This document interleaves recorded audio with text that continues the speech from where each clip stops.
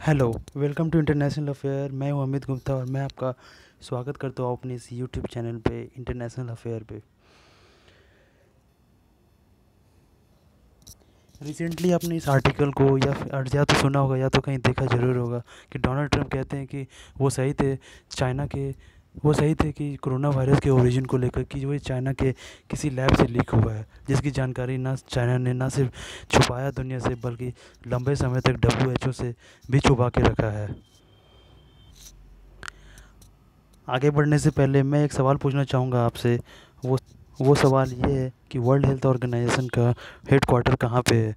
आपके सामने चार ऑप्शन दिए गए। इन चार ऑप्शन में से जो भी सही जवाब है आप कमेंट सेक्शन में लिखिए। सवाल का जवाब सही हो या गलत हो इससे फ़र्क नहीं पड़ता, आप बस आंसर लिखिए। आप चाहो तो गूगल भी कर सकते हो। आपको आपको आंसर आना ज़रूरी नहीं है, आंसर करना ज़रूरी है। नाउ आगे बढ़ते हैं आर्टिकल पे। आप जैसा कि मैंने आपको कहा कि डोनाल्ड ट्रंप जो कि फॉर्मर प्रेसिडेंट रह चुके हैं यूएसए के, उन्होंने ये इल्ज़ाम लगाया, ना सिर्फ इल्ज़ाम लगाया बल्कि उन्होंने ये भी कहा है कि चाइना को $10 ट्रिलियन का पेनाल्टी लगना चाहिए। और ये पेनाल्टी ना सिर्फ वो अमेरिका को देंगे बल्कि उन सारी सारी कंट्री को देंगे जो इस कोरोना वायरस को फेस किए हैं और जिनका इकोनॉमिक डाउन हुआ है इस वजह से। ये देखिए वियॉन का आर्टिकल है। उन्होंने ये कहा है कि former US president Donald Trump has stated that his opinion that the China virus originated in Wuhan lab was correct. He also asked for a penalty to be imposed on China for the death and damages caused by the lab leak. ना आपको ये article देख के अजीब लग रहा होगा कि वेट, अब तो डोनाल्ड ट्रंप प्रेसिडेंट है नहीं, फिर ये आर्टिकल और ये न्यूज़ क्यों इतना ज़रूरी हो जाता है। मैं कहूँगा कि हाँ, आपका कहना सही है, पर ये आर्टिकल ज़रूरी इसलिए है क्योंकि जब डोनाल्ड ट्रंप ने अपने कार्यकाल के अंतिम चरण में जो रिपोर्ट सबमिट किया था, उस रिपोर्ट के बेसिस पे ये जो कोरोना वायरस की ओरिजिन है वो चाइना के किसी वुहान सिटी की किसी लैब से ही लीक हुआ था। पर डोनाल्ड ट्रंप के जाने के बाद और जोई बिडेन के आने के बाद इस बात को कोई तवज्जो नहीं दिया गया। ये बात अलग है कि इसमें कितनी सच्चाई थी, पर जैसा कि अपोजिशन पार्टी था इसलिए इसको तवज्जो उतना नहीं दिया गया। पर जब इस न्यूज़ को इंटरनेशनल लेवल पे इंटरनेशनल मीडिया ने ज़ोर शोर से कवरेज करना शुरू किया, तो ना सिर्फ चाइना के ऊपर बल्कि जियो बाइडेन जो कि करंट यूएसए प्रेसिडेंट है उनके ऊपर भी प्रेशर बना। और यूएसए के प्रेसिडेंट जो बाइडेन ने ये कहा कि 90 दिन के अंदर रिपोर्ट सबमिट किया जाएगा और इस रिपोर्ट में अगर ये साबित हो जाता है कि ये कोरोना वायरस जो है उनकी ओरिजिन किसी वुहान सिटी किसी लैब से ही हुआ था, जिसको ना सिर्फ चाइना ने छुपाया बल्कि लंबे समय तक WHO को रिपोर्ट भी नहीं किया, जिस वजह से और इंटरनेशनल फ़्लाइट भी बंद नहीं की, पूरा का पूरा जिस वजह से पूरी दुनिया में ये कोरोना वायरस फैल गया है। ना आप कहेंगे कि वेट, यूएसए ने कह दिया 10 ट्रिलियन का पेनाल्टी और चाइना मान गया, ऐसा तो हो नहीं सकता। या मैं कहूँगा कि नहीं, ऐसा हो नहीं सकता।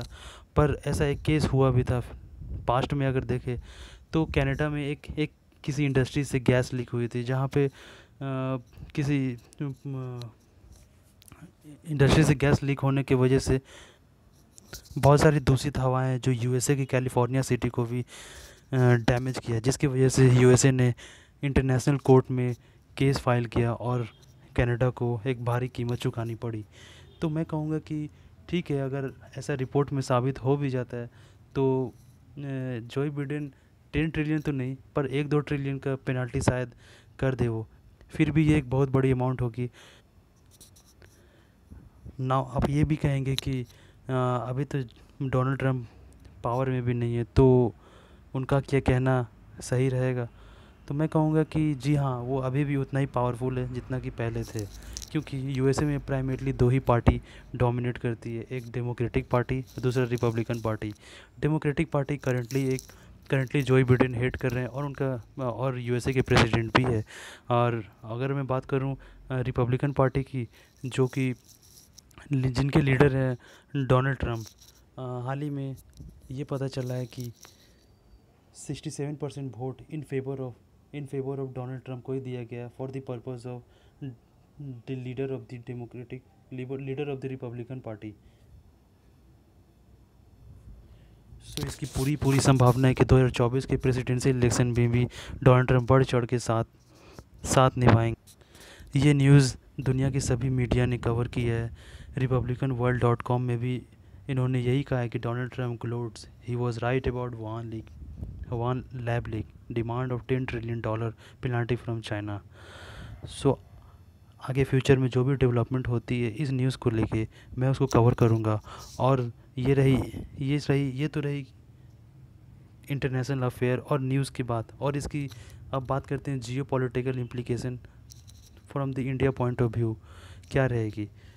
मेरे हिसाब से जियो पॉलिटिकल पॉइंट ऑफ व्यू से देखा जाए तो इंडिया भी इस मामले में नहीं पड़ना ही बेहतर समझेगी, क्योंकि इंडिया के पास पहले इंटरनल मैटर बहुत ज़्यादा है सुलझाने को, वो अभी एक्सटर्नल मैटर में इन्वॉल्व ज़्यादा नहीं होगी।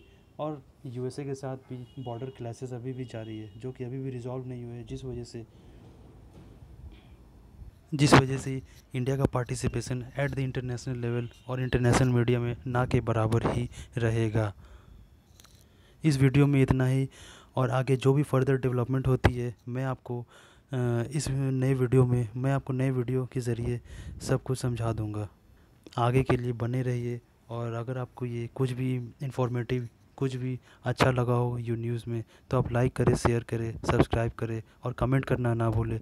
और कमेंट में ना सिर्फ वो जो सवाल पूछा गया उसका जवाब दें, बल्कि ये भी आप बताएं कि आपका व्यू पॉइंट क्या है जियो पॉलिटिक्स को लेके। इंडिया का पॉइंट ऑफ व्यू क्या है, क्या चाइना को जो पेनल्टी लगाने की बात की जा रही है डोनाल्ड ट्रंप के द्वारा, क्या इंडिया को भी उसमें पार्टिसिपेट करना चाहिए, क्या इंडिया को भी डोनाल्ड ट्रंप के फेवर में बोलना चाहिए। आपका जवाब क्या रहेगा आप कमेंट में लिखिए। आज के लिए इतना ही, थैंक यू।